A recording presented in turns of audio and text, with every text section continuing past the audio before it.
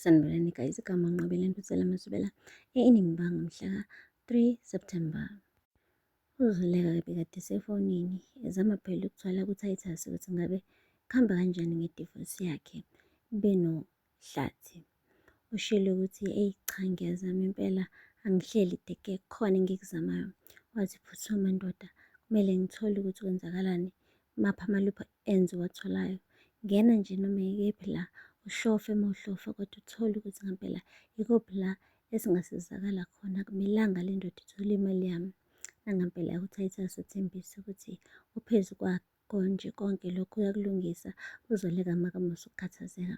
Kuthe kusenjalo kwabe ngena imilayezo ovela kuLazarus esho ukuthi yeyi kanti ucela umdlalo wena, usuyi-teenager yini? Bengithi ngidila nomuntu omdala la, kungani ungishiya ngilenga laphaya? Kahle kahle uthe wena uyangithanda kodwa emva kwalapho usuyahamba, kwenzakalani vele? Hhayi-ke waqeda wathi ucela behlangane later on. UZoleka-ke uhambile wenza yonke imisebenzi ekumele ayenze. Emva kwalapho wahamba ukuthi ohlangana naye uLazarus. Hhayi uLazarus-ke kumtshelile ukuthi hheyi le nto nje yethu i-real. Wase wathi I'm sensing ubhatha omkhulu la. Wathi yebo, but kuningi kakhulu kusengqondweni yami njengamanje nengibhekene nakho. Manje nje I'm undergoing i-divorce and angazi nanokuthi izophetha kanjani since phela kunale mali le ekumele nginikeze uHlathi kanti angifuni ukumnika yona.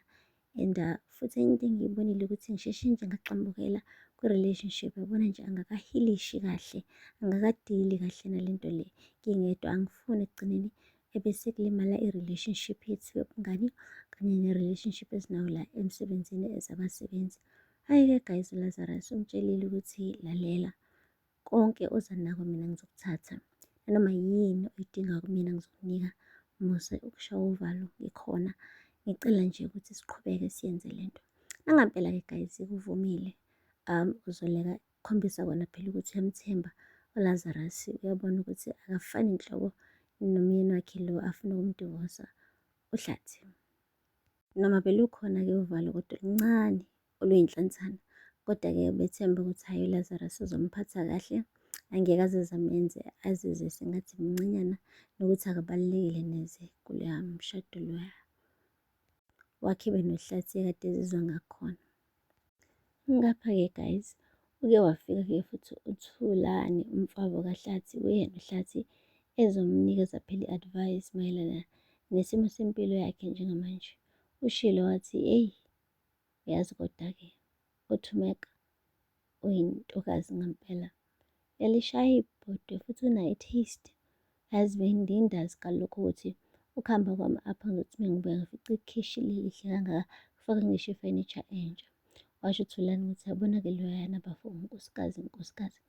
Wathi yabona futhi enye into bafe ngikutshela nokuthi mengase umncenge nje, uThumeka umncenge kahle, usazokwazi ukuvuma ukubuyelana nawe. Wamane wanqaba-ke guys. uHlathi washo ukuthi sengimzwisa ubuhlungu kakhulu loya muntu wesifazane, angiboni ngisengakwazi ukumbheka ngimtshela ukuthi ngicela ukuxolelwa. Hhayi wase washo-ke uThulani ukuthi lalela, musa nje wena ukulokhu uyikhathaza, thatha i-pride uyibeke eceleni, ukhulume naye uThumeka. Uthi umthombo usazokubuyisela wena, ama-love back uzowathola. Kuphela udinga ukuba nesibindi ebese-ke uyamfeyisa umtshele lonke iqiniso. Hhayi-ke guys, nangampela-ke uHlathi uzamile ukuthi adle imihlathi aqede aqonde khona emzini wakhe eyophucuza amakabade. Uthe memfika nje mfica ekwifoni, uZoleka wathi ukuziba kancane wenza sengathi akezile khona. Ushilo-ke wathi eyi ngiyacela bandla, ngicela ungiphinde ukufihla ikhanda. Hhayi wanqaba-ke guys uThumeka, washo ukuthi wena wahamba le khaya, ngeke nje ngikwazi ukuvuma ukuthi udle isophoro namhlanje le khaya. Wathi ngiyacela bandla, ngicela ucingele abantwana, ngiyacela ukuthi nje ungifihlise ikhanda for isikhashana, emva kwenyanga eyodwa ngizophuma ngiphele la ekhaya. Hhayi-ke guys, kubonakala nje ukuthi uThumeka akayizwa kahle le ndaba, kodwa-ke ngenxa yokuthi phela loya muzi loya kaHlathi ayikho into ebeyitheni abangayenza ukumvimba ukuthi abuye ezohlala laphaya. Ushilo-ke uThulani ukuthi masungenile bafo, kancane kancane-ke lokumsondeza uThumeka agcine evumile phela ukuthi abuyele nawe ngisho nasekamereni. Ushilo-ke uThumeka etshela umngani wakhe ukuthi yena ubethi mephaka isikhafutini ethi uhambisele uHlathi, ethi wenza ubuntu. Uyayisola manje ukuthi besihambele eseleni lesi esikhafutini ngoba sengathi manje uHlathi uthole i-wrong impression, wacabanga ukuthi uyamamukela ukuthi abuye ezohlala laphaya emzini wakhe. Useyasho-ke umngani wakhe ukuthi lalela, mlethe azohlala nawe ngoba bengani zakho loya, ungamnyekeleli kanje. Uthi kodwa uyangi-crowd-a mani, and yabona nje bengingashongo mina ukuthi akabuye, bengithe ngimphakele esikhafutini ukuthi adle phela suthi, hhayi ukuthi acabange ukuthi singemu-invite back in. Hhayi-ke guys-ke leyo misunderstanding ifike late ngoba phela uHlathi usegcwele umuzi laphaya, uhleli unethezekile ubhuti emzini wakoMabandla. And then uthe nje umnyana wakhe ulikamva kanye nendodakazi yakhe uYanga besayincokolela behleka, wabengqongqoza guys uHlathi ney'nkulu iy'khwama lezi. Wabuza ukuthi hayi bo kwenzenjani, kuze yena phela ulikamva wachaza-ke uThumeka ukuthi ndicelile utateni uba abuye ezohlala nathi. Hhayi wathi nje ulikamva yena unenkinga nalokho, akafuni nje abuyele uHlathi kuloya muzi. Wamane wathi uYanga mina anginankinga, angaqhubeka utata ahlala lapha. Wathi thula wena phinde emumva la uvela khona, andikudinga apha.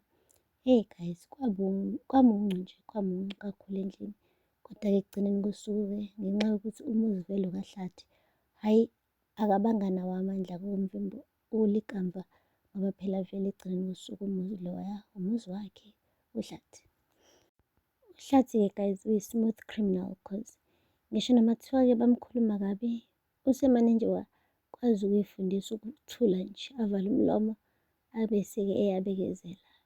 Lokuthula kwakhe-ke kumlethele izinto ezinhle ngoba sekumnikeze ngisho indawo yokulala, kumnikeze ngisho indawo yokudlela maduzane mhlambe kwazi ba kuzobe sekumnikeza ngisho uThumeka back in his life.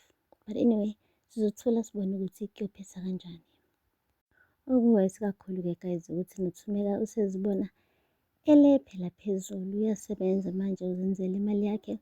Uyazi ukuthi uHlathi wahamba emoshile empilweni yakhe, kodwa manje uyabona ukuthi hhayi cha, sengathi-ke emva kokuthi amzwise ubuhlungu yena ukwazile ukuthi ayithuntuthe azame ukuhlanganisa impilo yakhe. Manje-ke nawe siyabona ukuthi isondo lijikajikile-ke manje seziyamnetha iy'mvula-ke manje uHlathi and noma kuthiwa befisa ukumbona esafarisha, uhlulekile-ke kodwa ukuthi amnikele izandla nje amyekelele. Nakho phela ukwazile ukuthi amfukule, ambuyisele endlini, amnikeze ukudla, aphinde futhi amnikeze ngisho indawo yokulala. Guys, hhayi uThumeka ungimangazile-ke this time. Sengathi u-girl usho ngenhliziyo yegolide, and leyo nhliziyo esimane nje yenza uHlathi wancibilika njengerama. Okubonakala nje khona guys ukuthi maduzane kungekudala nje sizobe sesibona uHlathi ebuyelene noThumeka once again. Aphela lapho-ke guys amazwela namhlanje. Ningakhohlwa ukusubscribe and like and comment. Until next time, bye. Sanibonani guys, igama Nqobela Ntusela Masibela eNingimbanga mhla 3 September. UZoleka bekade esefonini ezama phela ukuthola ku-Titus ukuthi ngabe kuhamba kanjani ngedivosi yakhe benoHlathi. Ushilo ukuthi